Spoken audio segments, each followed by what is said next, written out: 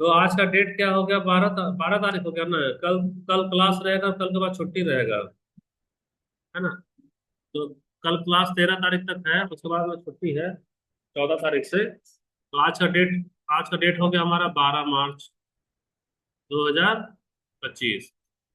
तो इसमें हम लोग क्या देख रहे हैं? दक्षिण भारत का इतिहास देख रहे हैं। दक्षिण भारत का इतिहास में देखो, 100 ईस्वी से लेकर 1200 ईस्वी वाला में मेन इसको दो भाग में बांट दिया है। मेन कितने में बांटा है? दो में। ये वाला पहला वाला भाग हो गया, जिसका कालक्रम क्या? 100 से 300। 100 से 300। इसमें 200 साल का गैप कर रहा है। 200 साल का क्या कर रहा है यहाँ पे? गैप किया है, यानी कि 200 साल वाला में राजवंश स्थापित था, लेकिन उसको इतना महत्वपूर्ण नहीं है कि हम उसको इतिहास में जगह दे सके। फिर इसका कितना आ गया? 500 से लेकर 1200। तो 500 से 1200 कितना साल हो गया ये? 700 साल हो गया। 700 साल वाला जो है सब बहुत ही महत्वपूर्ण था। और यहां से कितना साल हो गया? 300। कितना साल हो गया? 300 साल। तो 300 साल शुरुआत वाला जो है, उसको क्या नाम बोलते हैं? संगम काल बोलते हैं। बहुत भर भर कर रहेगा, संगम काल, संगम काल, संगम काल रहता है ना। तो इसमें कौन कौन सा राजवंश आया? तो तुम्हारा चेर आया, चोल आया, और पांड्य आया है। कितना में? पहला, दूसरा और तीसरा आया। यह संगम काल में आया है। किस काल में आया है? संगम काल में। अब देखो, ये इधर का जो तेरा 200 साल का तो गैप हो गया, अब बचा हुआ फिर तेरा 700 साल। तो 700 साल में कौन आ रहा है तेरा? तो तेरा पल्लव आ रहा है, राष्ट्रकूट आ रहा है, चालुक्य चालुक्य आया है, और आया फिर से चोल आ रहा है। तो इसी को ही हम लोग देखना है। यही हमारा दक्षिण भारत का इतिहास। और दक्षिण भारत का इतिहास उत्तर भारत का इतिहास से ज्यादा कॉम्प्लिकेटेड है, उसमें तुमको ज्यादा राजा महाराजा पढ़ना होगा, है ना। उत्तर भारत में एक एक ही राजा आया है, तो बहुत लंबे समय तक शासन किया, लेकिन दक्षिण भारत में बार बार नया नया राजा बना है, नया नया वंश बना है। तो संगम काल देखो, संगम जो है सो संस्कृत भाषा का क्या है? एक शब्द है, जिसका अर्थ क्या होता है? सभा। तो संगम पहले भाषा में तो प्राकृत है, संस्कृत है या पाली है? संस्कृत है। और संगम का मतलब क्या होगा? सभा होगा। तो संगम काल का समय याद हो गया हम लोग को, 100 से लेकर 300। देखो, संगम की 3 शब्द से बना है ना। 3 शब्द है। तो 3 शब्द का मतलब कितना हो गया तेरा? 300 हो गया, सीधा सीधा। संगम 3 शब्द यानी 300। और अधिकतर जो वाला शब्द में म लगा रहे ना लास्ट में, जैसे भिक्षाम देही, तो भिक्षाम क्या हो गया? संस्कृत हो गया। बालकाम क्या? संस्कृत। तो म लगा हुआ है, वह कौन सा शब्द होगा तेरा? संस्कृत होगा। तो संगम हमारा 300 साल चला है, इसका मतलब होता है सभा। और यह 100 से लेकर 300 साल के मध्य में माना जाता है। तो प्राचीन काल में कौन सा कवि है? तमिल कवि। तो तमिल कवि क्या करता था? सभा का आयोजन किया करता था। तो जब सभा का आयोजन करता था, तो इसमें हजारों हजार कवि जुड़ते थे। और आज के जमाने में जैसे नहीं कवि सम्मेलन होता है, एक दो कविता सुनाएगा और ताली बजेगा, उसी तरह वहां पर कवियों का जब सम्मेलन होता था, तो उसी सभा में कई तमिल साहित्य की क्या की गई? रचना की गई। और इन्हीं तमिल साहित्य को क्या बोला गया? संगम साहित्य भी बोला गया। बार बार उलझन होता है, कंफ्यूजन में रहता है, याद रखना। सबसे पहला, संगम संस्कृत का शब्द है, और यह दक्षिण से जुड़ा हुआ है। और संगम का मतलब क्या होता है? सभा। इसका काल क्या हो गया? तो 300 काल है। 300 काल में, प्राचीन काल में कौन सा कवि जो इसको मीटिंग बुलाता था? तो तमिल वाला कवि वो मीटिंग बुलाता था। मीटिंग का मतलब होता है सभा। जैसे अभी हम लोग यहाँ कोचिंग के नाम पे मीटिंग में बुलाते हैं, और मीटिंग बुला के तुमको क्या तैयार करवाते हैं? नोट्स तैयार करवा रहे हैं। उसी तरह से वो लोग जो कवि लोग हैं, वह मीटिंग करवाता था। मीटिंग बुलवा करके इन लोगों को टारगेट दे दिया, चलो तुम ये लिखो, तुम वो लिखो। तो वही सभा में जो जो साहित्य का रचना हुआ, वही साहित्य को क्या बोला गया? तमिल साहित्य। और उसी को क्या बोला गया? संगम साहित्य। तो संगम काल क्या है और संगम साहित्य क्या है? किसी को कोई कंफ्यूजन तो नहीं रहेगा। संगम का मतलब है मिलन हमारा, यानी कि हिंदी में बोले, इंग्लिश में बोले तो मीटिंग, यानी कि सभा। और संगम को बुलाने वाला, सभा बुलाने वाला कौन सा कवि था? तमिल कवि था। उसकी भाषा, सॉरी, संस्कृत। संस्कृत में ही होता है संगम, जिसका मतलब है सभा। तो कवियों का जो सम्मेलन होता था, जो सभा होता था, उसको बोला गया संगम। तो उसमें कौन से कवि आए? फारसी, उर्दू की तमिल? तमिल। तो भैया जब तमिल आए तो रचना किस में करेगा, तमिल में ना करेगा। तो उस सभा में रचना हुआ, जैसे हम लोग नोट्स बनाते हैं ना, कोचिंग में आते हैं तो उसी तरह वो लोग नोट्स बनाया तो वह साहित्य कहलाया, किसका, तमिल साहित्य। और वह संगम से पैदा हुआ था, इसीलिए उसको बोला गया संगम साहित्य। कोई उलझन नहीं किसी को, कोई उलझन नहीं, ठीक है। आप देखो 8वीं सदी में तीन संगम का वर्णन मिलता है। 8वीं सदी में तीन संगम का वर्णन। अब यहाँ पे संगम का मतलब क्या है, वर्णन। संगम का मतलब मीटिंग, जैसा हम लोग कोचिंग में एक बार मीटिंग बुलाए, 2 बार मीटिंग बुला रहे हैं, तो वहां जो उल्लेख है वो 8वीं सदी में किसका है, तीन संगम का उल्लेख मिल रहा है। इन संगमों को शाही संरक्षण प्रदान किया गया। शाही संरक्षण का मतलब सोचो, अभी कुंभ हुआ है ना, कुंभ का खर्चा कौन उठाया, सरकार। टेंट कौन लगाया, सरकार। खाना पीना का आयोजन भले पैसा लिया है, लेकिन बहुत सारा आयोजन किया था ना सरकार की तरफ से, रोड में ट्रैफिक का व्यवस्था रखना, सुरक्षा का व्यवस्था रखना। तो वैसा मेला वेला या कार्यक्रम जिसका संरक्षण सरकार दे उसको बोलते हैं सरकारी संरक्षण। पुराना जमाना में सरकार किसका था, राजाओं का था। तो राजाओं को बोला जाता था शाह, इसलिए हो गया शाही संरक्षण संरक्षण। तो कौन सा राजा है जो इस संगम को शाही संरक्षण दिया था, पांड्य राजा। कौन सा राजा हो गया, पांड्य राजा। अब पांड्य राजा जो हुआ है तो तीन संगम का वर्णन मिलता है। तो तीन संगम यानी कौन सा सदी में, 8वीं सदी में प्रमाण मिल रहा, वर्णन मिल रहा। 8वीं में हमको क्या मिला है, वर्णन। तो ये मत सोचना कि 8वीं में ही हमको हुआ, ये वर्णन बता रहा है। तो ये हो गया तेरा पहला संगम, ये हो गया तेरा दूसरा संगम, और ये हो गया तेरा तीसरा संगम। तो ये वाला संगम में बहुत सारे कवि लोग जमा हुए होंगे, बहुत सारा मिल करके बैठे होंगे, खाए होंगे, गप लड़ापटा किए होंगे, नोट्स बनाए होंगे। नोट्स बनते बनते ये सब संगम में क्या हुआ होगा, फिर से कुछ साहित्य का रचना हुआ होगा। तो प्रथम संगम कहाँ पे हुआ, मदुरा, जो कि धीरे धीरे मदुरै के नाम से जाना गया, और उसका नाम फिर से चेन्नई हो गया। बाद में उसका मद्रास हुआ, फिर मदुरै हुआ, और वापस से क्या हो गया, चेन्नई हो गया। द्वितीय संगम कहाँ हुआ, कपाटपुरम। तो यहाँ पे देखो माँ लगा हुआ है ना, ये सब संस्कृत वाला से मिलता होता है। द्वितीय संगम कपाटपुरम यानी अलवे में हुआ। तीसरा संगम फिर से कहाँ हुआ, मदुरै में हुआ। इसके अध्यक्ष कौन थे, ऋषि अगात्तियार, ये वाला पहला के अध्यक्ष थे। दूसरा का अध्यक्ष कौन है, तोलकापियार, और तीसरा कौन है, नकीरा। अब ये सब एग्जाम में रहता है कि तोलकापियार किसके अध्यक्ष थे, तो दूसरा का। पहला कौन है, ऋषि अगात्तियार, और तीसरा कौन है, नकार्या। इसको ना एक तरीके से याद कर सकती हो, जानती हो कैसे, जो फर्स्ट है ना बोलेगा आओ, तुम तो फर्स्ट आ गए हो, तुम क्या आ गए हो, फर्स्ट आ गए हो। तो जो फर्स्ट आ गया वो कौन होगा, अगात्तियार, ठीक है। और जो सबसे नकारा है, जो कुछ भी नहीं पढ़ता है, जो सबसे नकारा है वो क्या लाएगा, थर्ड लाएगा।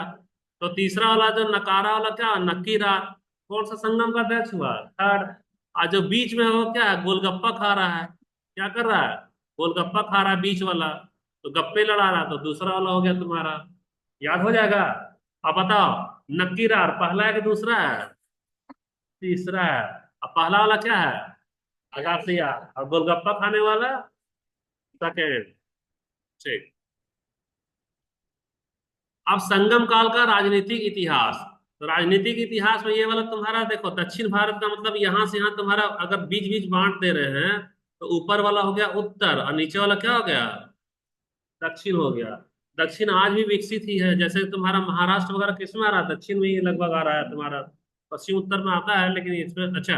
ये कृष्णा नदी, कृष्णा नदी में देखो ये तेरा राजवंश है, ये वाला कौन सा राजवंश है, चेर। इसका इतना ही सीमा था। ये वाला कौन हो गया, चोल। और ये वाला कौन हो गया, पांड्य हो गया। तो पांड्य यानी तमिलनाडु वाला हो गया। चेर इधर वाला कौन सा राज्य है, बता सकती हो, केरल वाला जो है ना, इधर वाला है ना। और ये वाला कौन है, आंध्र प्रदेश वाला है। ये वाला आंध्र प्रदेश है। तुम लोग नक्शा वक्शा लाया हो, प्रैक्टिस करवाएंगे सब खत्म कराने का। अच्छा देखो अब यहाँ, तो संगम काल का हम लोग राजनीतिक इतिहास देख रहे हैं। तो संगम का मतलब पुराने जमाने में संगम होता ही था, हर लोग कवि को बुलाते थे। तो जो कवि बुला रहा है उसमें कौन सा राजा है उसका भी हमको देखना है। तो संगम युग के दौरान दक्षिण भारत पर तीन राजवंश, पहला कौन है, चेरो, दूसरा है चोल, और तीसरा है पांड्यों का शासन था। किसके दौरान, संगम। तो संगम में 3 अक्षर से मिला तो कितना राजा हो गया? 3 राजा हो गया। पहला क्या हो गया? चेरो। दूसरा क्या हो गया? चोलो। और तीसरा क्या हो गया? पांड्या। चेर, चोल और पांड्या। और झारखंड का विद्रोह का सीरियल क्रम में याद करी थी तो क्या था? चोर चुहाड़ वाला है ना, वही वाला यहाँ मिल रहा है। पहला चेर, दूसरा चोल और तीसरा पांड्या। ये क्या हो गया? चेर। दूसरा क्या हो गया? चोल। और तीसरा क्या हो गया? पांड्या। इसको अगर एक क्रम में सजाएंगे तो ये हो गया चेर, ये हो गया हमारा चोल, और ये हो गया हमारा पांड्या। सॉरी। अच्छा देखो, तो इन राज्यों के बारे में जानकारी हमको संगम काल का कहाँ से मिला? साहित्य के बारे में मिला। राजा तो मर गया लड़ाई वड़ाई करके, लेकिन राजा का वर्णन कौन किया था? कवि किया था अपना साहित्य में। इसीलिए ये वाला साहित्य करे तब हमको पता चला कि अच्छा यहाँ ये राजा था। तो यह कृष्णा नदी के दक्षिण में, देखो कैसे दक्षिण है। कृष्णा नदी के ये वाला क्या हो गया? उत्तर। और ये वाला नीचे वाला क्या हो गया? दक्षिण। तो यही नीचे में आ गया हमारा, कृष्णा नदी के दक्षिण में आ गया। अच्छा और चीज है, तुम्हारे से ना नक्शा पूछेगा एग्जाम में, ये तो बताना ही भूल गए। सॉरी, नक्शा नहीं, प्रतीक पूछेगा। क्या पूछेगा? प्रतीक। तो प्रतीक में तुमको अभी नहीं दिखाई देगा, अब दिखाई देगा प्रतीक में कि कौन कौन सा किसका क्या प्रतीक है। तो चेर का प्रतीक क्या है बताना? चिन्ह। प्रतीक चिन्ह है ना? चेर का मतलब क्या है? ये धनुष, तीर धनुष हो गया। यहाँ हमारा क्या होगा? तीर धनुष है। अच्छा, चोल का मतलब किसका है ये? शेर। किसका है? शेर बाघ। ठीक है, जो भी। अच्छा, पांड का मतलब क्या होगा ये वाला? मछली। अच्छा, तो इसमें हमको ना याद रखना है। अब कैसे याद रखोगे? सबसे पहले पांडव जो है द्रौपदी से किससे शादी किए थे? अर्जुन क्या किया था? मछली पे तीर लगाया था ना। तो पांडव जो है मछली पे तीर लगाकर द्रौपदी से शादी किया, तो पांडव से पांड से किस पे लगा रहा है? मछली लगा रहा है। तो ये तो याद हो जाएगा तुम लोग को। अब हमको याद रखना है ये तीर धनुष वाला। तो चेर वाला क्या करेगा? वो चुभा देगा। क्या कर रहा है? चुभा रहा है किसको? तीर को। यानी चेर वाला तुम्हारा क्या होगा? तीर धनुष हो गया। और ये जो चोल है, ये तो अभी कुछ समझ में नहीं आ रहा था, रट्टा मार लो ये वाला। बाघ वाला या शेर वाला का? हाँ, बाघ होगा ना। ठीक ठीक है। अच्छा, अब देखो इसका। अब ये वाला चेर, यहाँ क्या है? चेर, यहाँ पे क्या लगा है? तीर धनुष लगा है। तो संगम काल के वंश में सबसे प्राचीन कौन था? चेर था। तो चेर का अर्थ क्या है? पर्वतीय देश। तो यह केरल का कौन सा नाम है? प्राचीन नाम है। पूछेगा केरल का प्राचीन नाम क्या है? तो चेर है। चेरों ने अपनी राजधानी कहाँ बनाया? वंजी अथवा करूर को बनाया था। इसका धनुष क्या है? इसका प्रतीक चिन्ह है। इतिहास में चेर कवियों ने सेन गुट्टवन, जिसको लाल चेर के नाम से भी जाना जाता है, उसको सबसे महान चेर बताया था।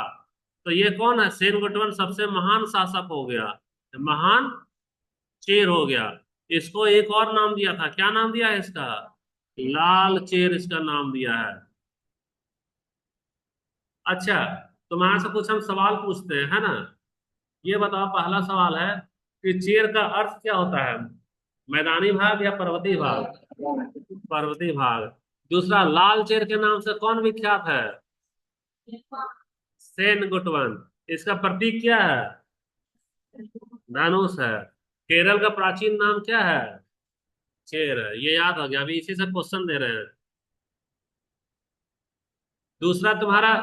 अच्छा, और चेर का देखो। चेर में देखना कि इसमें कनगी पूजा, कनगी पूजा यानी कि पत्नी पूजा की शुरुआत कौन किया था? लाल चेर ने किया था। चेर वंश का एक और प्रसिद्ध राजा आदि केमान, कौन था? आदि गेमान। इसी आदि गेमान ने दक्षिण भारत में गन्ने की खेती की शुरुआत की। ये तुमको, ये क्या हमारा गन्ना है? तो इसको, गन्ने को पहली बार शुरुआत जो करने वाला है उसका क्या नाम है? आदि गेमान। तो गे से गेमान और गे से हमारा क्या हो गया? गन्ना। ये तो तुमको याद रह जाएगा। ये हमारा क्या हो गया? गन्ना हो गया। दक्षिण भारत में गन्ने की अच्छा, ये हमारा। और इसमें अच्छा हाँ, पत्नी पूजा। तो पत्नी पूजा यानी कि हमारा इसको पत्नी पूजा का नाम क्या दिया गया है? कनगी पूजा। तो कनगी पूजा की शुरुआत किसने की थी? अच्छा, गन्ना गन्ना का शुरुआत, खेती का शुरुआत कौन किया था? आदि के माँ।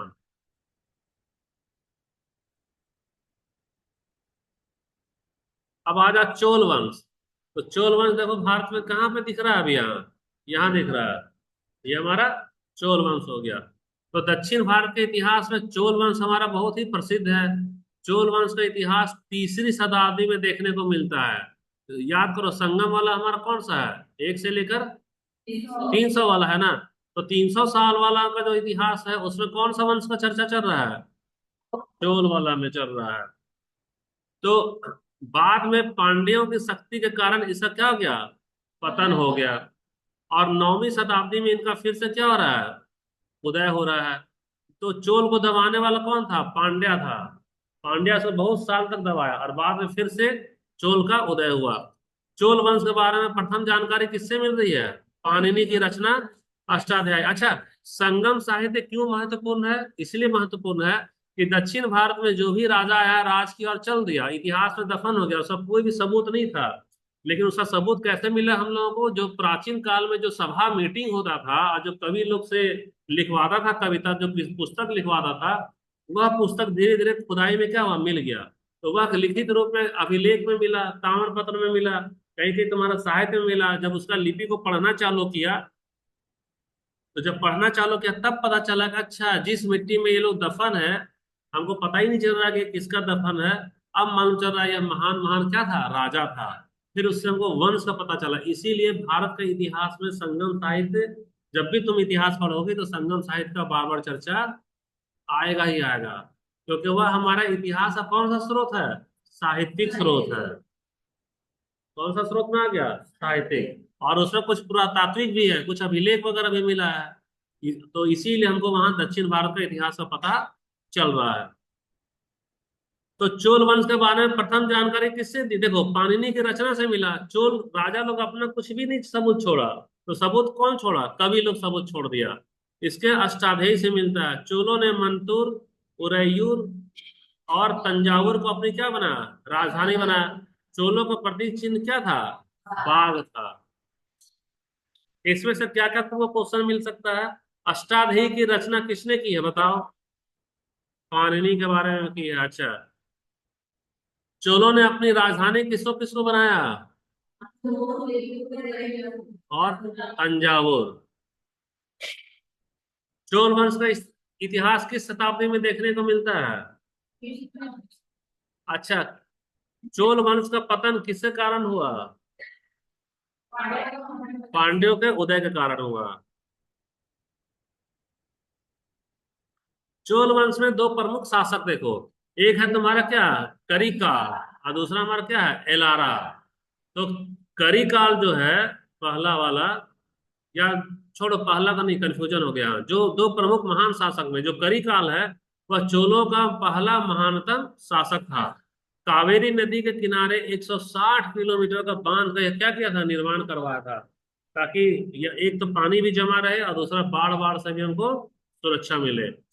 यह प्रसिद्ध पुहार बंदरगाह है, जो कि क्या है? कावेरी पत्तनम है, का निर्माण इसी करिकाल ने करवाया था। उस जमाने में 160 किलोमीटर लंबा बांध बना दिया। सोचो। दूसरा वाला जो महान शासक है, यह किसको जीता? बता सकते हो किसको जीत गया? श्रीलंका को जीत गया। श्रीलंका को क्या किया? जीत। और इस पर कितना साल तक शासन किया? 50 साल तक। 50 साल तक यह क्या किया? शासन किया। 50 वर्ष है, हाँ वही है। अब चलो, ये इससे जो क्वेश्चन है ये बता। चोल वंश का जो प्रमुख शासक है उसका नाम क्या है? बस एक ही है। अच्छा, श्रीलंका को जीतने वाला शासक का क्या नाम है? अच्छा, 160 किलोमीटर बांध बनाने वाला शासक का क्या नाम है? किस नदी के किनारे बना है? अच्छा, चोल में कौन सा ऐसा शासक है जो बंदरगाह का निर्माण कराया? उस बंदरगाह का क्या नाम है? पुहार। पुहार। संगम काल का राजनीतिक इतिहास में तीसरा क्या रहा? पांड्य। ये वाला पांड्य आ रहा है तुम्हारा। तो पांड्य वंश की प्रथम जानकारी किसको मिली है? मेगास्थनीज की पुस्तक इंडिका से मिली है। पांड्य राजाओं ने ही तीनों संगम का क्या किया? आयोजन किया। पांड्य वंश कैसा था? मातृसत्तात्मक था। इसकी राजधानी क्या है? मदुरई है। मदुरई, मदुरई, चेन्नई, मद्रास और फिर मदुरई, और लास्ट में फिर चेन्नई हो गया। इसका प्रतीक चिन्ह क्या है? मछली है। इस वंश का प्रसिद्ध शासक कौन है? नोडियोन। इसी ने समुद्र पूजा की शुरुआत की थी। यह राज्य किसके लिए फेमस है? मोतियों के लिए फेमस था। आगे चलकर 5वीं शताब्दी के बाद पांड्यों की शक्तियां क्या हो गई? क्षीण हो गई।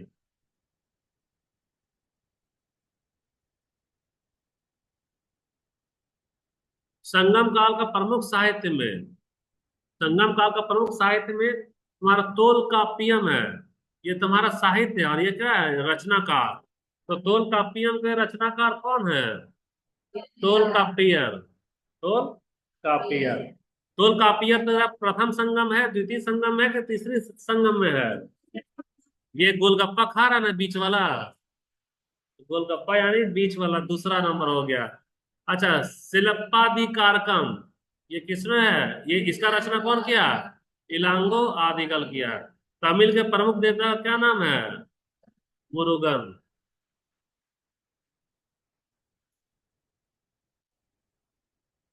अच्छा, अब इसमें से कुछ कुछ हम लोग क्वेश्चन कर लेते हैं, आंसर नहीं बताना है ना। सरस्वती खाली चेक करेगी, तुम लोग आंसर दो।